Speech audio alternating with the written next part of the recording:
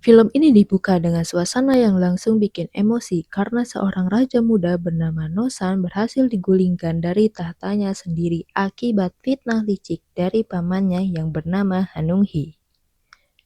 Semua orang yang masih setia kepada sang raja langsung ditangkap, disiksa bahkan dibunuh dengan kejam lalu mayat mereka dipamerkan ke masyarakat sebagai peringatan supaya tidak ada yang berani melawan kekuasaan baru. Nosan yang mendengar jeritan para pengikutnya cuma bisa diam penuh rasa bersalah. Dia bahkan sampai mogok makan karena merasa gagal melindungi orang-orang yang sudah mempertaruhkan nyawa demi dirinya. Tidak lama kemudian, Hanunghi yang sekarang memegang kendali kerajaan datang menemui Nosan. Dengan wajah dingin, dia memutuskan untuk mengasingkan mantan raja itu ke tempat yang sangat terpencil supaya perlahan-lahan mati sendirian tanpa perlu mengotori tangan mereka lagi. Sementara itu, di sebuah desa terpencil yang jauh dari istana, seorang kepala desa bernama Hyungdo sedang berburu bersama anaknya, Tesan dan beberapa warga lain demi mencari makanan. Hidup mereka benar-benar susah sampai berburu jadi satu-satunya cara bertahan hidup. Saat Hyungdo sedang mengincar rusa buruannya, tiba-tiba muncul seekor harimau besar di belakangnya. Dia langsung panik dan kabur secepat mungkin, tapi malah terjatuh sampai akhirnya ditolong orang dari desa lain. Saat dibawa ke desa tersebut, Hyungdo kaget karena tempat itu punya persediaan makanan yang melimpah, berbeda jauh dengan desanya yang tiap hari kelaparan. Kepala desa di sana lalu menjelaskan kalau dulu desa mereka juga miskin. Sampai suatu hari ada pejabat kerajaan yang diasingkan ke tempat itu. Awalnya pejabat itu sangat menyebalkan karena masih ingin dilayani seperti bangsawan. Tapi lama-lama rombongan dari istana terus mengirim persediaan makanan untuk sang pejabat. Karena bosan, pejabat itu akhirnya mulai mengajari anak-anak desa membaca dan sastra. Setelah masa pengasingannya selesai, dia kembali ke istana sambil membawa beberapa anak desa. Bahkan salah satu dari mereka berhasil lulus ujian pegawai negeri tingkat tinggi. Dari situlah nasib desa berubah total.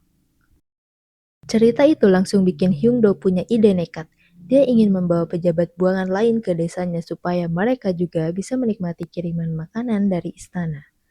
Awalnya warga takut karena kalau pejabat itu mati di desa mereka, seluruh desa bisa dihukum habis-habisan. Tapi Hyungdo yang sudah muak hidup sengsara, akhirnya berhasil meyakinkan semua orang dengan iming-iming nasi putih dan makanan enak. Besoknya, Hyungdo pergi ke kantor gubernur untuk mencari pejabat yang akan diasingkan. Di sana, dia malah bertemu kepala desa sebelumnya dan mereka berebut ingin mendapatkan pejabat buangan itu. Hyungdo menjelaskan kalau desanya adalah tempat paling terpencil sampai rusa pun bisa tersesat kalau masuk ke sana.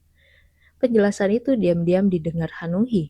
Dengan niat liciknya, dia langsung setuju mengirim orang buangan ke desa Hyungdo karena tempat itu cocok untuk membuang seseorang sampai mati perlahan. Tapi ternyata orang yang dikirim bukan pejabat biasa, yang datang justru mantan Raja Nosan sendiri yang sekarang statusnya diturunkan menjadi Pangeran Nosanghun. Hyungdo dan warga langsung syok karena mereka sama sekali tidak menyangka bakal kedatangan mantan raja. Perjalanan menuju desa pun dimulai menggunakan rakit kecil untuk menyeberangi sungai. Awalnya semua aman, tapi di tengah jalan rakit mereka tersangkut batu besar. Saat dipaksa ditarik, tali rakit malah putus dan Nosan jatuh ke sungai. Di momen itu, Hyungdo sempat heran karena wajah sang pangeran masih sangat muda bahkan belum berjanggut. Di sisi lain, Hanunghi berkata kepada para pengikutnya kalau Nosan pasti tidak akan bertahan lama hidup di tempat terpencil seperti itu.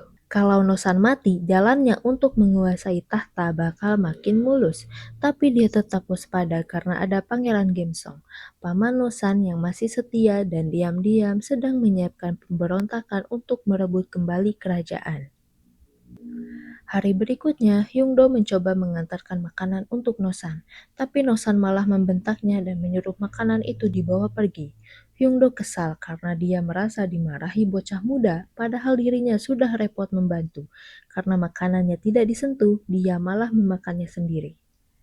Tidak lama kemudian, Tesan mendengar kabar kalau orang yang diasingkan ke desa, mereka ternyata mantan raja yang dituduh memberontak. Warga desa langsung ketakutan karena biasanya tahanan seperti itu bakal dihukum mati dengan racun. Kalau Nosan mati di desa mereka, semua warga bisa ikut dibantai. Hyungdo mencoba menenangkan mereka dengan mengatakan kalau Nosan bakal dipulangkan setelah masa hukumannya selesai karena itu yang dikatakan Hanunghi kepadanya. Malam harinya, Nosan mengalami mimpi buruk tentang para pengikutnya yang dibantai. Dia merasa sangat bersalah dan akhirnya berniat mengakhiri hidupnya sendiri.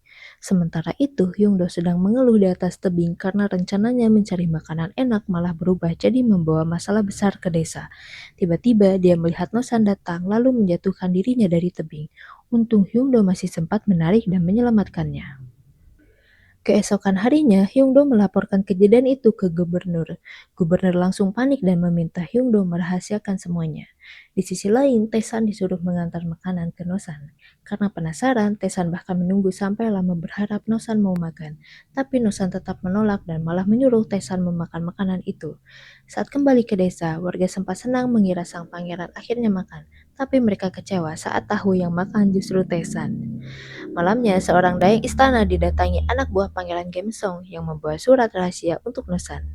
Besok paginya, Nosan bahkan tidak memberani membuka surat itu. Tapi tiba-tiba, dayang tersebut berlari panik karena Nosan menghilang lagi. Hyungdo langsung sadar Nosan pasti mencoba bunuh diri lagi dan segera pergi ke tebing. Benar saja, Nosan ada di sana sambil membaca surat dari Gemsong. Isi surat itu adalah ajakan untuk merebut kembali tahtanya. Semua pasukan pemberontak hanya tinggal menunggu persetujuan Nosan. Hyungdo yang sudah capek melihat tingkah Nosan akhirnya marah besar. Dia membentak Nosan karena cuma memikirkan dirinya sendiri tanpa peduli kalau seluruh warga desa bisa mati gara-gara dirinya. Di tengah pertengkaran itu, tiba-tiba harimau yang dulu muncul kembali. Semua warga langsung panik, seorang warga tua bahkan siap mengorbankan dirinya demi menyelamatkan yang lain.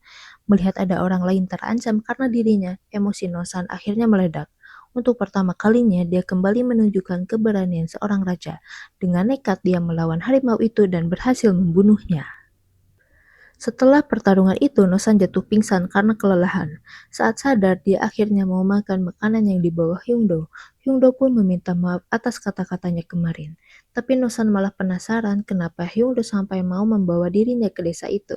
Setelah mendengar alasan sebenarnya, Nosan langsung tertawa karena Hyungdo berharap mendapat pejabat kaya, tapi yang datang malah raja buangan tanpa kekuasaan. Untuk pertama kalinya, suasana desa mulai berubah hangat. Nosan mulai makan bersama warga dan bahkan memuji masakan mereka. Tidak lama kemudian, orang-orang yang masih setia kepada Nosan mulai berdatangan diam-diam sambil membawa makanan dan persediaan dari jauh. Warga desa yang sebelumnya hidup sengsara akhirnya bisa menikmati makanan enak berkat keberadaan Nosan. Di sisi lain, mata-mata Hanunghi berhasil mengetahui kalau Pangeran Gemsong sedang mengatur pemberontakan. Anak buah Gemsong akhirnya ditangkap dan dibunuh karena menolak membocorkan isi surat rahasia. Tapi sebelum semuanya terlambat, Gemsong kembali mengirim orang untuk memastikan tanda rahasia dari Nosan. Sementara itu, hubungan Nosan dan warga desa makin dekat. Taesan meminta diajari sastra karena kagum pada kebaikan hati sang pangeran. Saat Taesan berkata kalau dia ingin menciptakan dunia yang memberi kesempatan adil bagi semua orang. Hati Nosan langsung tersentuh. Dia akhirnya mulai mengajar Nesan, membaca dan menulis. Senyum yang lama hilang dari wajah Nosan perlahan mulai kembali. Namun kebahagiaan itu tidak bertahan lama. Suatu hari, Taesan ditangkap dan dipukuli di kantor gubernur karena kebetulan masuk ke tempat tinggal Nosan. Hyungdo langsung memohon supaya anaknya dilepaskan. Tidak lama kemudian, Nosan datang dan marah melihat muridnya disiksa. Tapi karena dia bukan raja lagi, perintahnya tidak dianggap sama sekali. Dia cuma bisa menahan air mata melihat orang dekatnya menderita tanpa bisa berbuat apa-apa. Momen itulah yang akhirnya membuat keberanian Nosan bangkit lagi. Dia sadar kalau selama Hanunghi berkuasa, rakyat akan terus menderita. Nosan pun menulis surat balasan kepada Pangeran Gemsong bahwa dia setuju ikut dalam pemberontakan. Sayangnya, semua pergerakan mereka sudah diawasi Hanunghi. Saat pasukan pemberontak mulai bergerak, Hyungdo sebenarnya diperintah melaporkan semua gerakan Nosan. Kalau tidak, seluruh warga desa akan dibantai. Awalnya Hyungdo memang pergi menuju kantor gubernur, tapi di tengah jalan dia berubah pikiran. Dia memilih kembali membantu Nosan dan mengantarnya ke tempat pertemuan dengan pasukan Gemsong. Sesampainya di sana, pasukan Gemsong langsung menyebut Nosan.